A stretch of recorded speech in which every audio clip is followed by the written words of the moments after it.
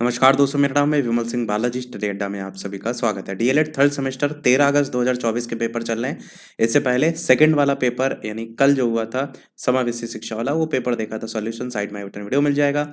आज हम देखेंगे तृतीय प्रश्न पत्र यानी विज्ञान विषय का पेपर का सॉल्यूशन। स्टार्ट करते हैं बहुविकल्पी नंबर 1 से। पहला प्रश्न है आपका, कुकिंग या खाना पकाने गैस में किसकी मात्रा अधिक होती है? तो आपको पता है दो गैसेस होती हैं, एक प्रोपेन होती है, एक ब्यूटेन होती है। प्रोपेन ऑप्शन में आपका है नहीं, तो ब्यूटेन ही आपका आंसर यहाँ पर हो जाएगा। ध्वनि की चाल सबसे अधिक किसमें होती है? ठोस, द्रव, गैस या निर्वात? तो ठोस में ध्वनि की चाल सबसे अधिक होती है। अगला है, भारतीय वैज्ञानिक इनमें से कौन से हैं? Edison, madam Curie, C V Raman या गैलीलियो? तो सीवी रमन आपके भारतीय वैज्ञानिक हैं। अगला है, मास्टर ग्रंथि किसे कहते हैं? थायराइड, पीयूष, अग्नाशय या अधिवृक्क ग्रंथि? तो पीयूष ग्रंथि को मास्टर ग्रंथि के नाम से भी जाना जाता है। अगला क्वेश्चन, नागफनी का जो पौधा होता है वो आपका इनमें से किस टाइप में आता है? तो नागफनी के पौधे में कांटेदार होते हैं, और वो होते इसलिए हैं क्योंकि जलवाष्प को कम किया जा सके, और वो आपके मरुस्थलीय इलाकों में पाए जाते हैं। तो मरुस्थलीय आपका आंसर यहाँ पर सही हो जाएगा। अब बात करते हैं अति लघु उत्तरीय प्रश्नों की तरफ। पहला है कि ध्वनि की आवृत्ति किसे कहते हैं? तो जो ध्वनि की आवृत्ति होती है वो आपका ध्वनि तरंगों की गति को दर्शाती है। आमतौर पर जो इसका मात्रक होता है किसमें मापा जाता है? तो हर्ट्ज में मापा जाता है। या हम ऐसे भी कह सकते हैं कि ध्वनि की आवृत्ति को हम सेकंड में होने वाले तरंगों की संख्या के रूप में परिभाषित करते हैं। इसका सूत्र भी होता है आवृत्ति बराबर स्पीड ऑफ साउंड यानी वी से हम जिसको डिनोट करते हैं, और बटे आपका तरंग दैर्ध्य जिसको हम लैम्डा से डिनोट करते हैं। और वी जो होता है वो ध्वनि की गति को कह सकते हैं, और जो लैम्डा होता है वो तरंग दैर्ध्य होता है। अगर इतना लिख देंगे तो काफी है, क्योंकि अति लघु में आया था। अगला है, हाइपरमेट्रोपिया का को स्पष्ट कीजिए। हाइपरमेट्रोपिया एक आंखों की स्थिति होती है जिसमें दूर की जो वस्तुएं होती है वो स्पष्ट नहीं दिखाई देती, पर निकट की वस्तुएं जो होती हैं वो स्पष्ट क्या आप कह सकते हैं कि मोटी और धुंधली दिखाई देती हैं। तो निकट की जो दृष्टि दोष होता है ना, उसमें उल्टा होता है। निकट दृष्टि दोष में दूर का नहीं दिखता है, और दूर दृष्टि दोष में निकट का नहीं दिखता है। ये चीज आपको पहले भी हम क्लियर कर चुके हैं। हाइपरमेट्रोमिया में निकट की वस्तुएं आपको क्लियर दिखाई नहीं देती। दूसरी बात, ये आंखों की एक जो समस्या है जिसमें आंखों का जो लेंस या कार्निया होता है वो सही तरीके से तरंगों को केंद्रित नहीं कर पाता, जिससे निकट की वस्तुएं आपको धुंधली दिखाई देती हैं। अगर कारण में लिखना चाहते हैं तो एक तो आंखों का जो लेंस या कॉर्निया होती है वो सही तरीके से तरंगों को केंद्रित नहीं कर पाती है। आंखों का जो आकार होता है वो छोटा होना इसमें आता है। आंखों के जो लेंस की स्थिति होती है उसमें बदलाव आता है। तो ये इतना पॉइंट काफी है अति लघु उत्तरीय प्रश्नों के हिसाब से। अगला क्वेश्चन आपका, काजीरंगा राष्ट्रीय उद्यान कहाँ है? बेहद ही आसान सा क्वेश्चन। काजीरंगा राष्ट्रीय उद्यान असम में पड़ता है। और किस जंतु के संरक्षण के लिए फेमस है? तो आपको ये क्वेश्चन हर जगह देखने को मिल जाता है कि एक सींग वाले गैंडे के लिए ये प्रसिद्ध है।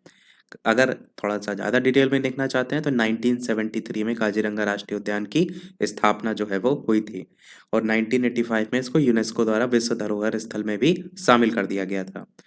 अगला, मधुमेह जो रोगी हैं उनके किन्हीं चार जो लक्षण हैं उनको लिखिए। तो कई लोगों के घर में मधुमेह से संबंधित लोग मिल जाते हैं जिनको देखेंगे तो अधिक प्यास लगना एक पॉइंट हो गया।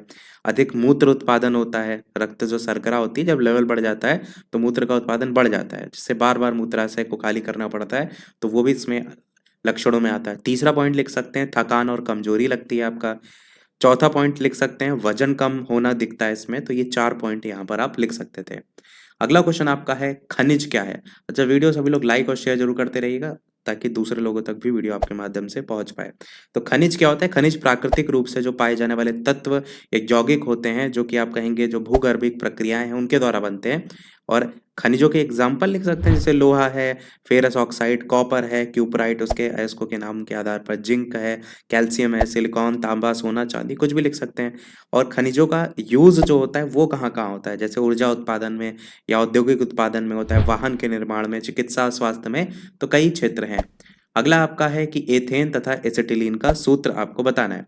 तो एथेन का सूत्र क्या होता है? एथेन का सूत्र होता है C2H, यहाँ पर एरो लिख देते हैं। एथेन का जो सूत्र होता है वो होता है C2H6, ये आपका एथेन का सूत्र होता है।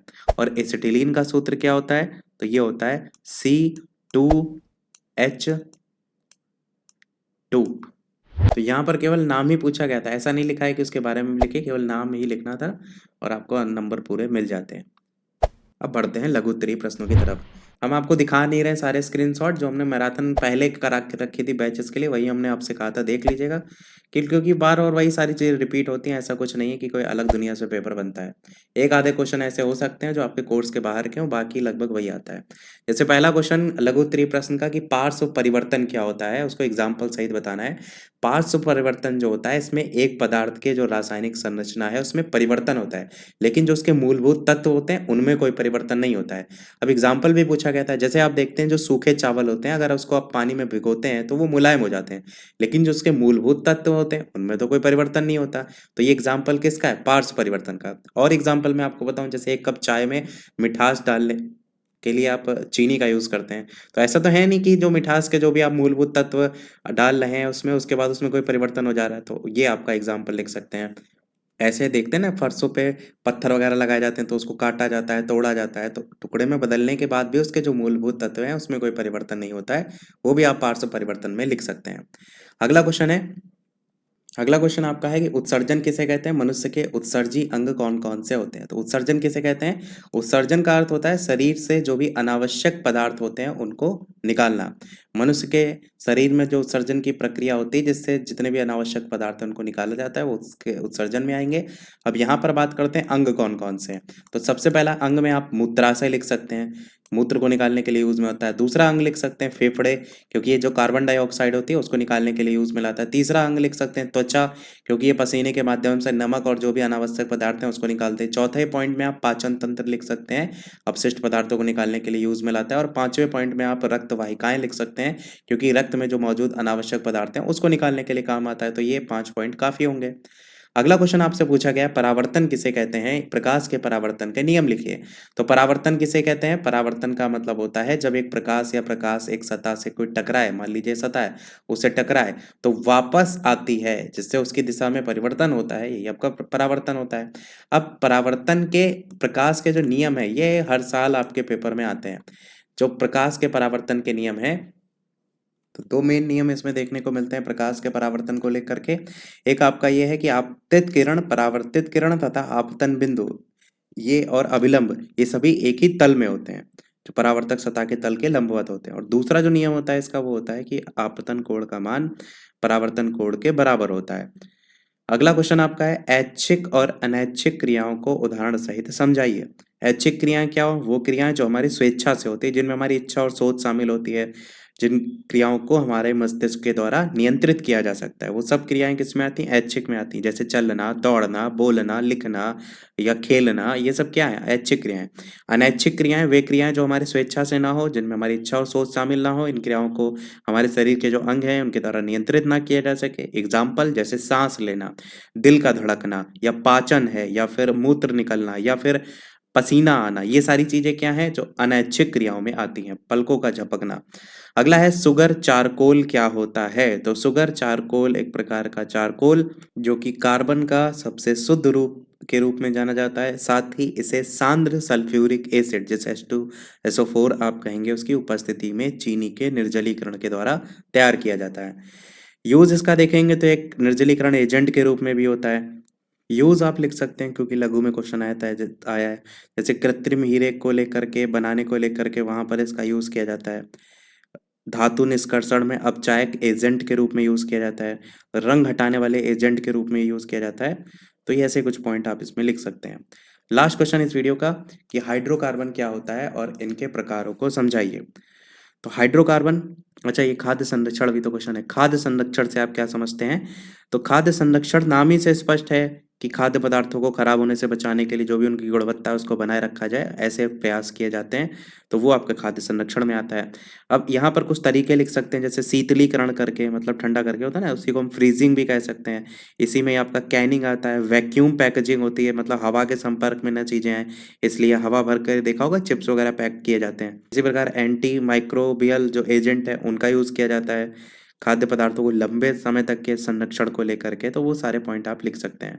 चाहे तो इसके लाभ भी लिख सकते हैं, गुणवत्ता को बनाए रखा जाए, खाद्य पदार्थों को लंबे समय तक स्टोर रख सकते हैं, सुरक्षित रख सकते हैं।